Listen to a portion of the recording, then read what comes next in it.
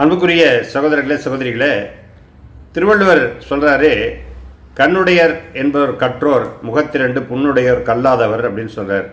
அதாவது கண் இருக்குது அப்படின்னு யாருக்கு சொல்லணும்னா, படித்தவர்களுக்கு கற்றவர்களுக்கு தான் கண் இருக்குன்னு அர்த்தம். மற்றவர்களுக்கு அது இருந்தும் பயனில்லை, முகத்தில் இருக்கக்கூடிய 2 புண்ணுக்கு சமம் அப்படின்னு சொல்கிறார்.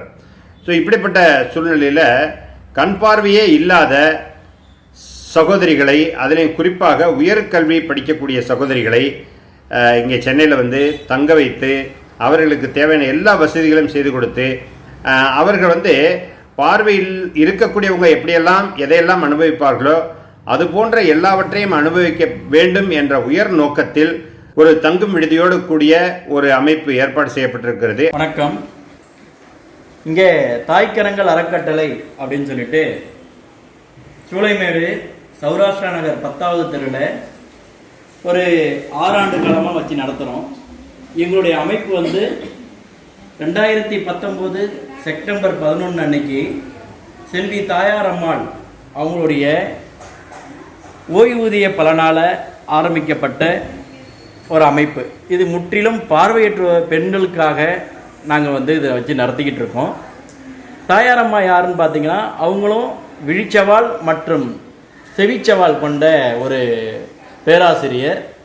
அவங்க படிக்கிற காலத்தில் தங்குவதற்கு விடுதி இல்லாமல் கஷ்டப்பட்டதுனால, என் சமுதாயத்துக்கு நான் எதனா செய்யணும் அப்படின்னு சொல்லிட்டு முன் மைசெல்ஃப், நான் வெங்கடேசன், மிஸ்டர் ராஜா பிரசிடெண்ட்டாக இருக்கார், நந்தகோபால், நாங்கள்லாம் படிக்கிற காலத்துலேருந்தே ஃப்ரெண்ட்ஸு.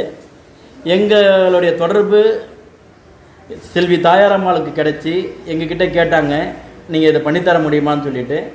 அப்போது நாங்கள்லாம் சேர்ந்து ஆரம்பித்தது தான். இப்போ ட்ரஸ்டீஸ் மொத்தம் 8 பேர் இருக்கோம். நாங்கள் முதல்ல 2019 செப்டம்பர் 11 ஆரம்பிக்கும் போது 4 குழந்தைகளை வச்சு ஆரம்பித்தோம். எல்லாருமே இங்கே இருக்கிற ஸ்டூடெண்ட்ஸு இன்றைக்கி இங்கே 30 பேர் இருக்காங்க. இவங்க எல்லாமே காலேஜ் முதல் வருஷத்துலேருந்து பிஹெச்டி பண்ணுற வரைக்கும் எங்ககிட்ட குழந்தைங்க இருக்காங்க. நான் நாகப்பட்டினத்துலேருந்து வரேன். நான் BA special education for VI படிச்சிருக்கேன். இப்போது கிண்டியில் கம்ப்யூட்டர் கோர்ஸ் பண்ணிகிட்ருக்கேன். என் பேர் ஆரோக்கிய அனிதா. நான் திருச்சியிலேருந்து வரேன். நான் இப்போ எம்ஏ பிஎட் முடிச்சுட்டு இப்போதைக்கு டெட்டுக்காக ப்ரிப்பேர் பண்ணிட்டு இருக்கேன். எல்லாமே டொனேஷன் மூலமாக தான் நடந்துகிட்டு இருக்கு.